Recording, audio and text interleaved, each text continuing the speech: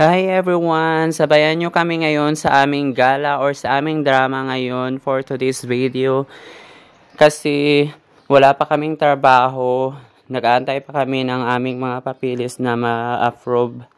So gagala muna tayo para iwas tayo stress at saka homesick. So ayun, napagdesisyon na namin na gagala kami dun sa kabatch ng mga kasama ko dito ngayon sa bagong accommodation na bagong dating kasi pinapasyal kami dun sa kanila. So pupunta kami ngayon, nag-bus lang kami tapos tram. Yan lang po yung mga transportation po dito sa bansang Croatia. So sa nagbabalak po, wala po ditong masyadong yung parang service sa mga sasakyan sa mga kumpanya dito, wala po yan.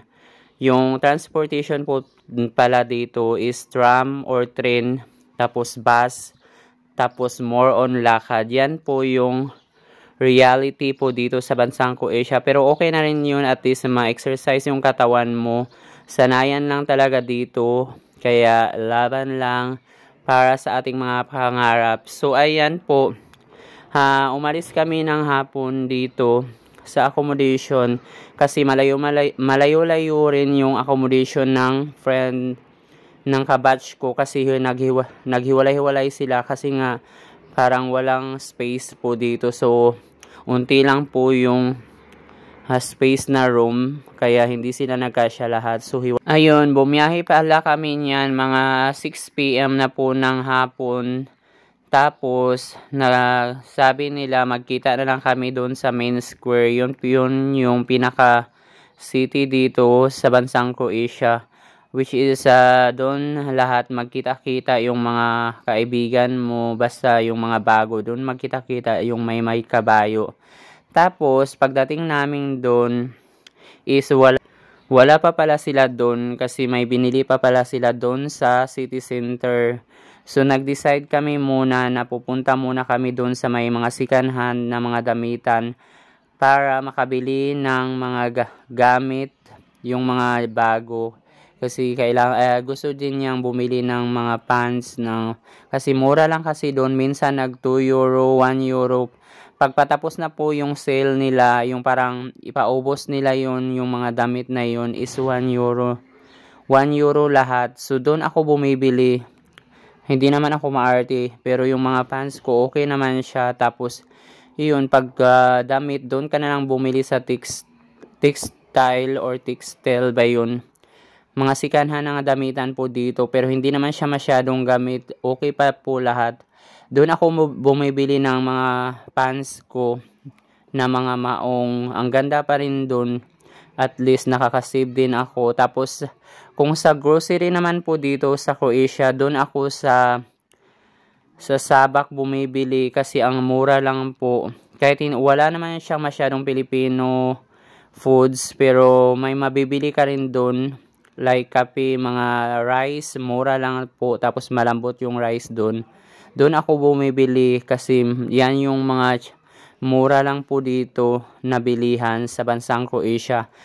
So pag nakabili ka pala doon, so pabalik-balik ka na doon kasi worth it yung binibili mo. Hindi masasayang kasi goods lahat po yung mga binibenta nila. Okay pa lahat. Ayun, nakabili ako ng pants na isa, tapos yung kasama kong dalawa, isa-isa din. Tapos yung jacket sana bilhin nila yun kasi original daw yun. Pero kulang na daw yung pera nila. Tapos ayun, nag-tram na naman kami papunta doon sa mga kaibigan nila na bagong dating sa Ina Company po dito. So Ina Company, tapos ako Spar. Yung iba-iba po tayo ng mga trabaho pagdating po dito sa bansang Croatia. So yan din yung yung pag-isipan nyo or i-research nyo kung anong trabaho nyo dito. Kasi pagdating nyo dito, baka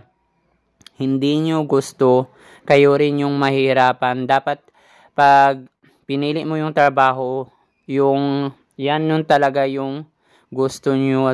Tapos para hindi nyo pagsisihan pag andito na kayo na yung parang marami kayong sinasabi na ayan, di ko kaya to, ang hirap ng trabaho, yung parang ganon. Dapat alamin mo rin yung kuan mo trabaho para pagdating mo dito hindi ka magsisi sa trabaho mo na dadatnan kasi alam mo na yung trabaho mo, diba? So yun yung pinuntahan mo dito, so yun yung tatrabahuin mo. Ayun na, dumating na pala kami doon sa kaibigan namin. Tapos ayun, nagluto pala sila. Nagluto sila ng pata ng baboy. Tapos rice, ayun, nagluto sila. Tapos ayun na, pumunta na kami ng mga kaibigan ko. Tapos ayun, nag-inom yung iba doon. Nag-inuman yung iba, pero yung iba hindi kasi may mga medical pa sila kinabukasan. Tapos kumain na kami doon. Tapos nag-chika-chika, nakichismis para hindi ma-bored sa buhay. Tapos ayun, pagkatapos noon, umuwi na rin kami. 9 na kami, ay mga 10 na kami ng gabi nakauwi dito sa accommodation namin. So nag-bolt na lang pala kami para hindi kami mahirapan kasi baka wala na kaming masakyan kasi mag-tram kami ng mga 30 minutes kasi dulo to dulo po. Tapos mag-bus, which is mahirap po kasi madilim na. Tapos hindi namin masyadong kabisado pa po yung lugar kasi mga baguhan lang po kami dito na lugar na to. So yan lang po yung mga update muna sa ating buhay dito sa bansang Croatia. So abangan nyo po yung ano pa yung magaganap. Mag-share pa po ako ng mga karanasan ko dito. Okay naman po actually yung Croatia.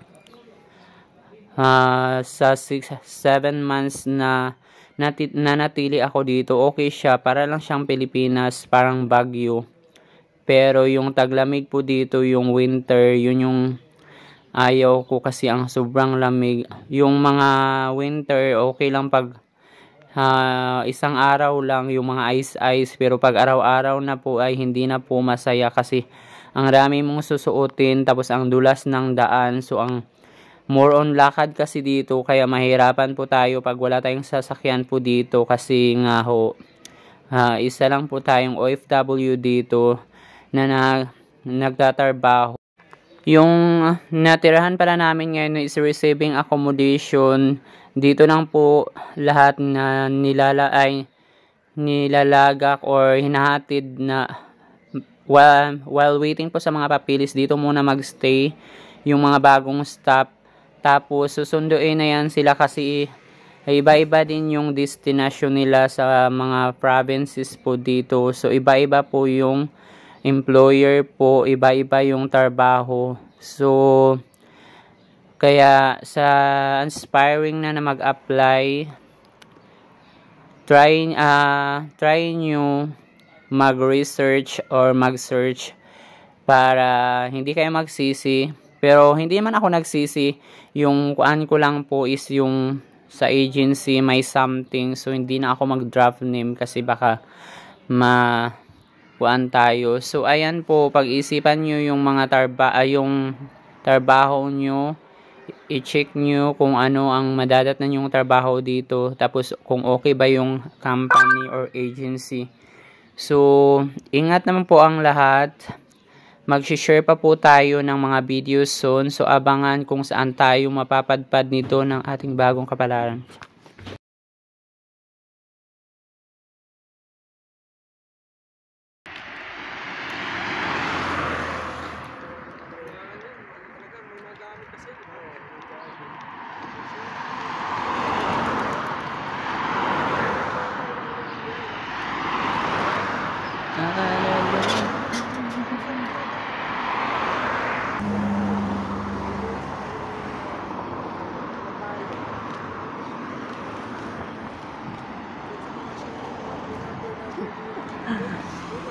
Walang magawa sa buhay.